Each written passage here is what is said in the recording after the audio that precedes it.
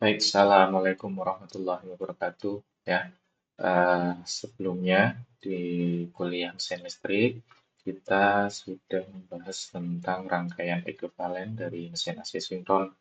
Ya, rangkaian ekuivalennya terdiri dari EF, ini adalah tekanan induksi, ya, tekanan induksi dari eksitasi, lalu ada lilitan stator, ya, di sana ada komponen XS, ya, lalu ada di sini ada internal resistannya dan teraliri arus, ya, arus, dan ini adalah tegangan fasanya, ya, tegangan fasanya yang keluar atau yang dihasilkan dari generator, gitu ya.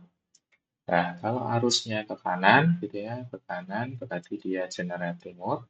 Kalau ke kiri, dia adalah motoring mode, motoring mode, motoring mode. Nah, mungkin khususnya kita di sini membahas tentang generating dulu ya, generator. Ya, di EF ini ya, tekanan induksi ini bisa diatur dari eksitasi. Jadi ini rangkaian eksitasinya, ya, rangkaian eksitasinya. Nah, rangkaian eksitasi ini bisa diatur arusnya, arus IF yaitu arus eksitasinya ya. Ini sumber sumber DC, ya, ini sumber DC-nya. Nah, bisa diatur arusnya sehingga tegangan induksinya juga bisa diatur. Nantinya juga akan mempengaruhi tegangan fasanya. Ya, di mana tegangan fasa kemarin apa? Tegangan fasa sama dengan EF dikurangi J XS kali IA. Kita abaikan dulu internal resistannya gitu ya. Jadi F sama dengan EF dikurangi JXS, ya. Jadi tegangan fasa ini nantinya juga bisa besarnya tegangan fasa ini juga bisa kita kontrol dari mengontrol tegangan induksi ini, di mana mengontrolnya dengan cara mengontrol arus eksitasi dari eksitasi DC ini, gitu ya. Nah, untuk rangkaian ini ya, kita bisa lihat rangkaian ini itu hanya satu fasa saja, ya, untuk generator satu fasa. Nah, kalau generator tiga fasa bagaimana? Generator tiga fasa ya, rangkaiannya ya sama. Ya, ini kita contohkan untuk yang apa namanya start dulu ya. Start dulu di sini eh, ada EF-nya, ya, lalu ada lilitannya. Ini XS-nya. Tuh, lalu lagi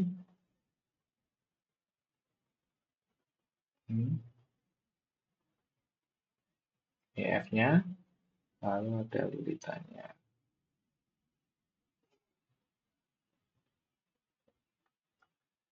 Seperti ini. Ini untuk delta, gitu ya. Untuk delta seperti itu. Ya. Nah, ini XS-nya, ini ya EF-nya. Nah, untuk rangkaian starnya seperti ini ya. Ini nanti line to line, ya, tegangan line to line. Nah, kalau delta, ya juga rangkaiannya seperti ini ya. Kalau dirangkai lagi, nanti kalau delta, delta rangkaiannya seperti ini.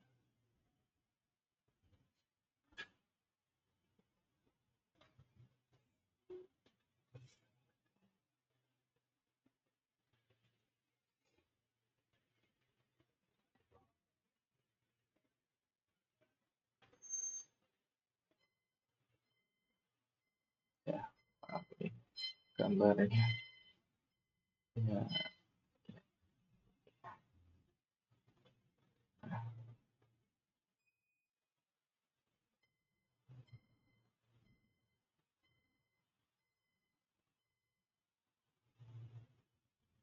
ya, nanti. Nah, seperti ini. Jadi, kita bisa saja menganalisinya dengan rangkaian satu fasa seperti ini. Ya, Kalau di rangkaian satu fasa ya nanti apa namanya dayanya V kali I gitu ya. V kali I kalau kita mengetahui tegangan fasanya dan arusnya. Tegangan fasanya dan arusnya. P sama dengan V kali I. Kalau di tiga fasa ya jangan lupa dikali 3 ya. P sama dengan 3 P kali I. Cuma ya P sama dengan kalau biasanya gitu ya, yang diketahui tegangan line to line-nya, tegangan antara line to line. Line to line berarti akar 3 PT, ini P, ya, PT dikali IL. IL arusnya, terus cos theta. Cos theta. Atau kalau kita hanya mengetahui tegangan fasanya gitu ya, bukan tegangan line to line-nya. Kalau line to line kan 380 ya, kalau fasanya kan 220. Nah, kalau kita hanya mengetahui tegangan itu dan arusnya, jangan lupa dikali 3.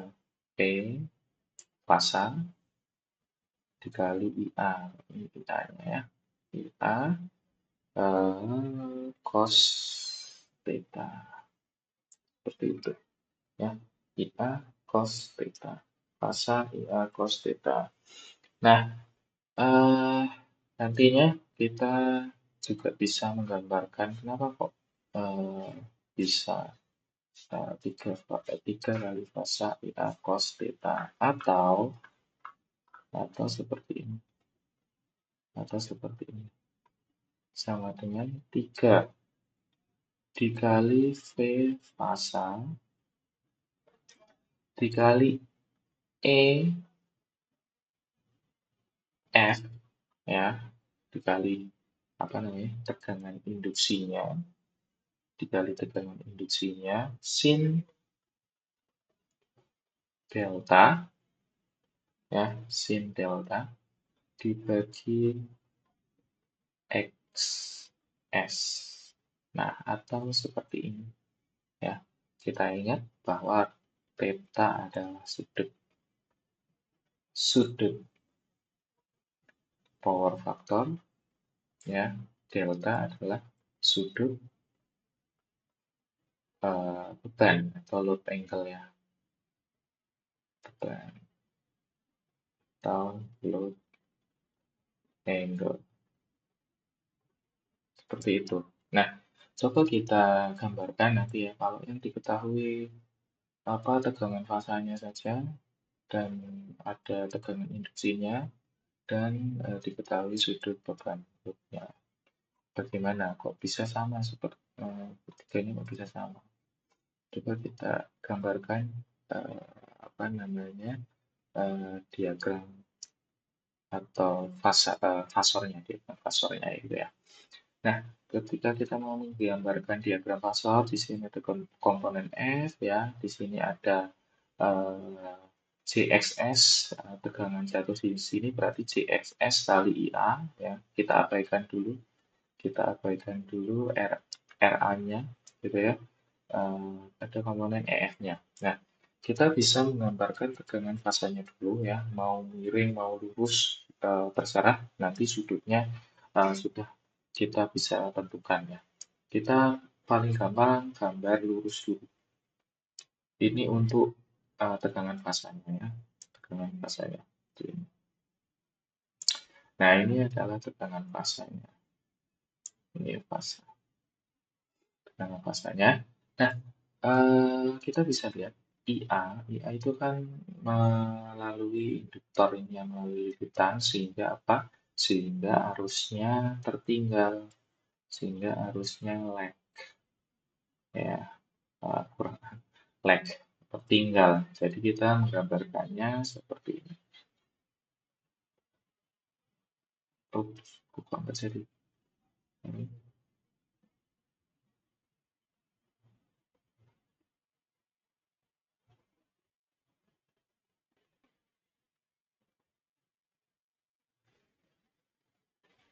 ya, ini IA-nya.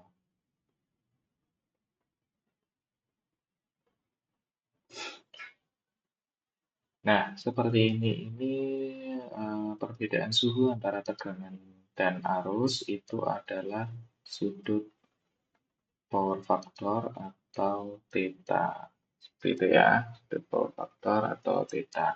Nah, eh, bagaimana menggambarkan tegangan jatuh di lilitan ini ya, di lilitan di stator ini. Berarti tegangan jatuhnya adalah apa?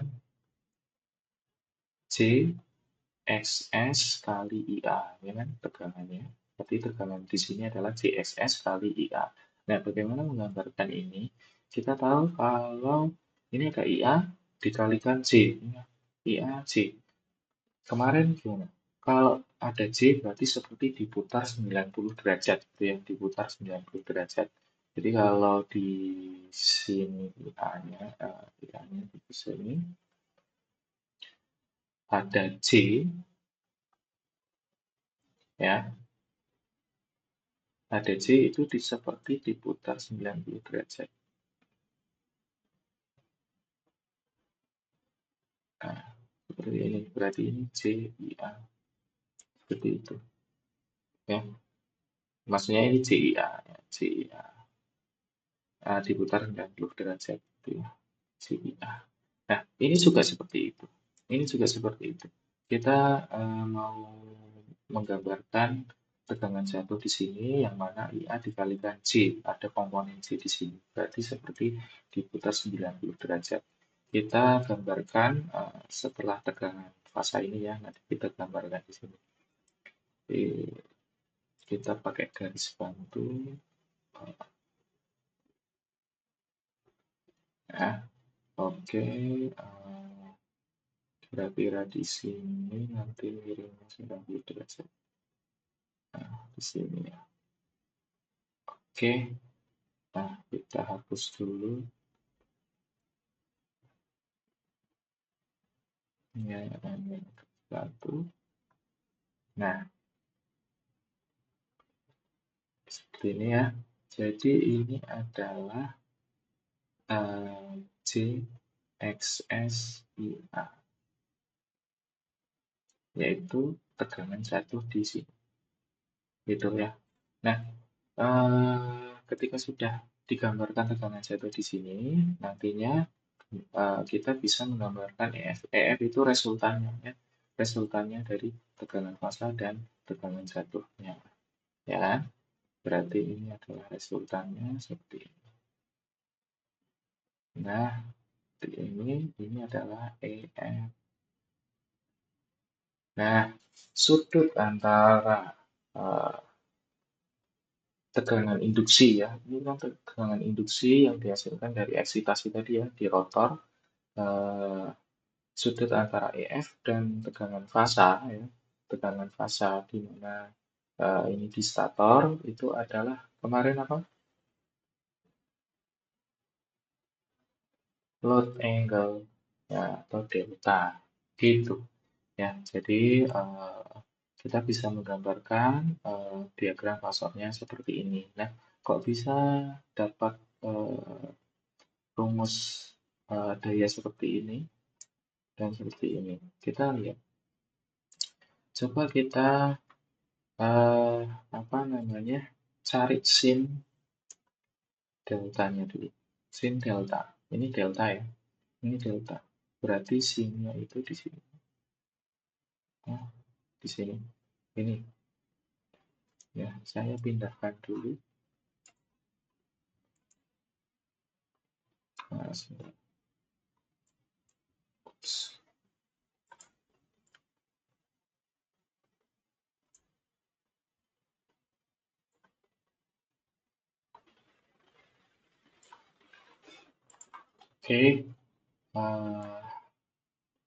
seperti ini. Nah, berarti kalau sin delta ya, magnitude ini, panjang garis ini dibagi garis kemiringan ini. Ini kan belum kita ketahui ya. Saya ibaratkan ini X. Ya. Berarti X dibagi EF. Ya. Atau X sama dengan EF kali sin delta. Seperti itu. Nah, sekarang lagi. Coba kita cari cos theta. Cos theta. Itu ya. Cos theta di sini. Cos theta di sini eh, kita bisa mencarinya.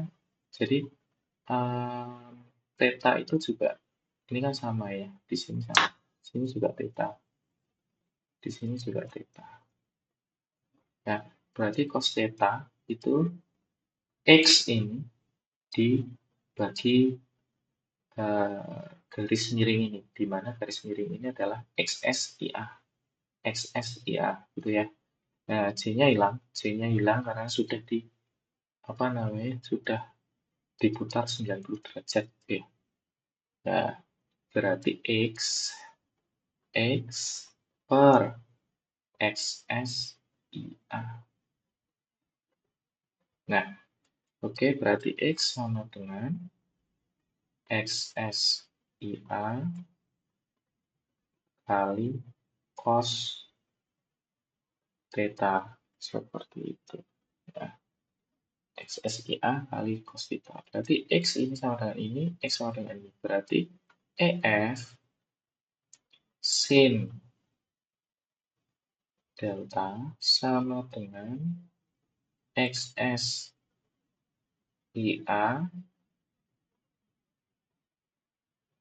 cos theta. Ya, seperti ini. Nah,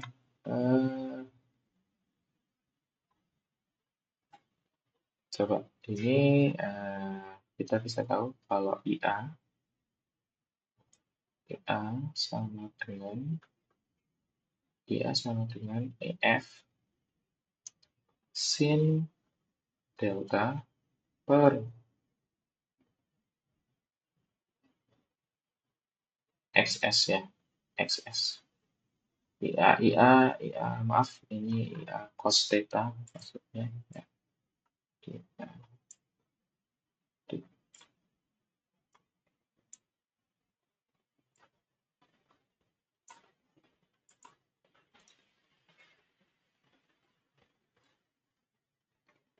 IA cos theta itu adalah EF sin delta dibagi XS. Nah, ini IA cos theta, ya, IA cos theta itu adalah EF sin delta XS ini. Ini berarti IA cos theta itu sama dengan EF sin delta dibagi XS. Nah, sama berarti ya. Atau EF sin delta SS sama dengan IA cos theta. Jadi seperti ini ya. Jadi ini sama.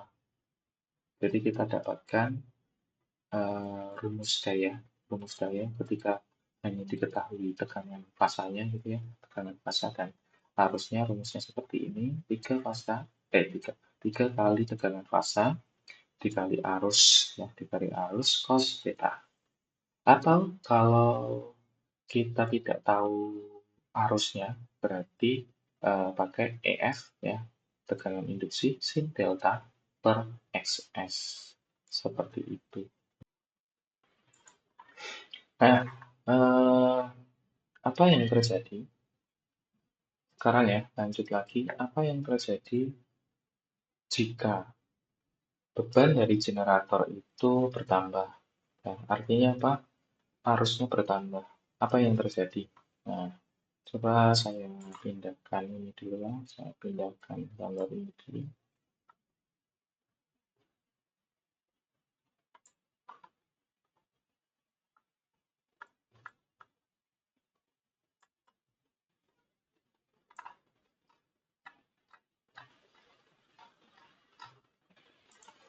Apa yang terjadi? Ya, ini saya hapus dulu. Ya,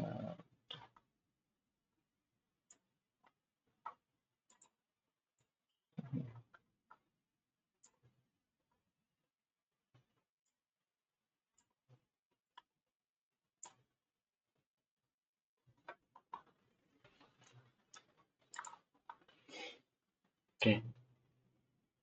Apa yang terjadi ketika bebannya bertambah? Ya, generator itu bebannya bertambah, berarti arusnya kan bertambah, gitu ya. Arusnya bertambah.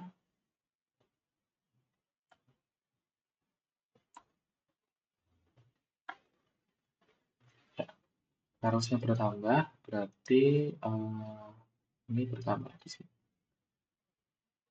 Katakanlah di sini bertambah, gitu ya. Bertambah. Lalu apa yang terjadi? Yang terjadi juga ini CXSIA ya. Berarti tegangannya juga bertambah.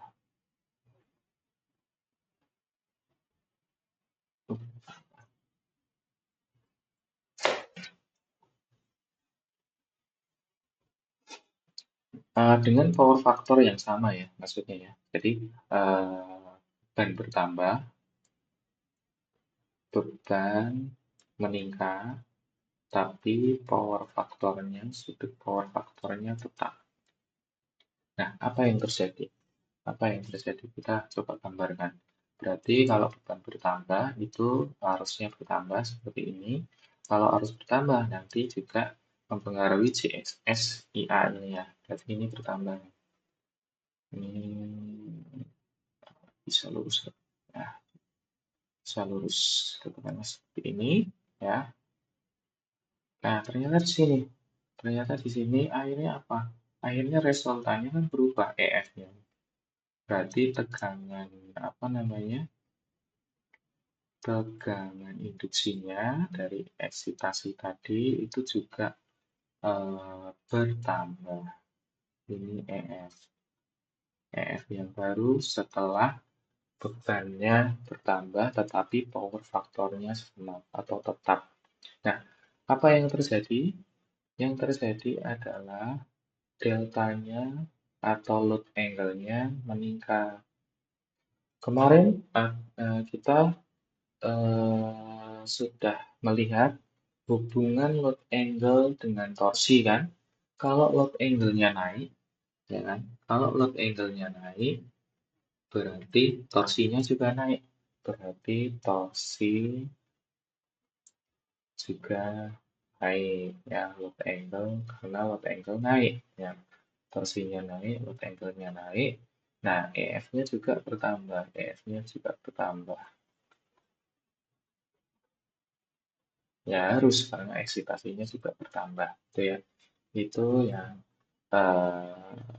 terjadi ketika beban meningkat dan power factor dijaga tetap. Beban meningkat dan power factor dijaga tetap. Ternyata yang terjadi load angle-nya naik. Kalau load angle-nya naik artinya apa? Torsinya naik, ya, torsinya naik dan eksitasinya juga harus ditambah, ya, eksitasinya juga harus ditambah karena EF-nya juga meningkat lebih panjang seperti ini. Jadi kita bisa lihat.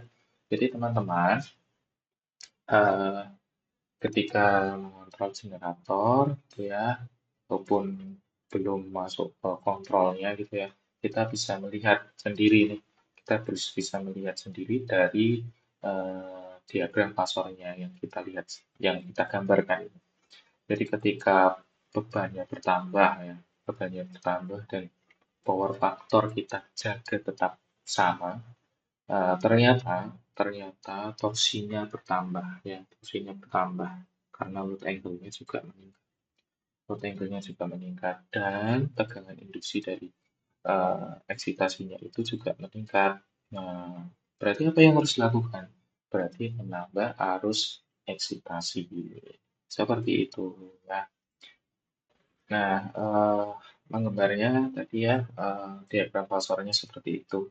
Ketika power faktornya tetap. Nah, nanti teman-teman juga bisa menggambarkan ketika power faktornya unity bagaimana ya.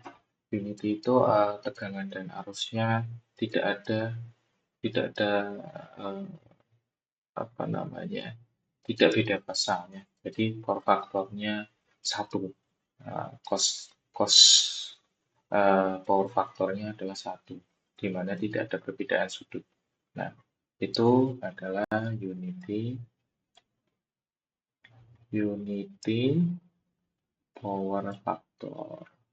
Kalau power faktornya leading bagaimana? Kalau leading, power factor bagaimana? Nah, kalau leading berarti I-nya di atas ya, di sini. Nah, kalau I-nya leading gimana? Gimana? Apa yang terjadi? Gitu ya? Apa yang terjadi? Nah, teman-teman bisa menggambarkan sendiri apa yang terjadi gitu ya.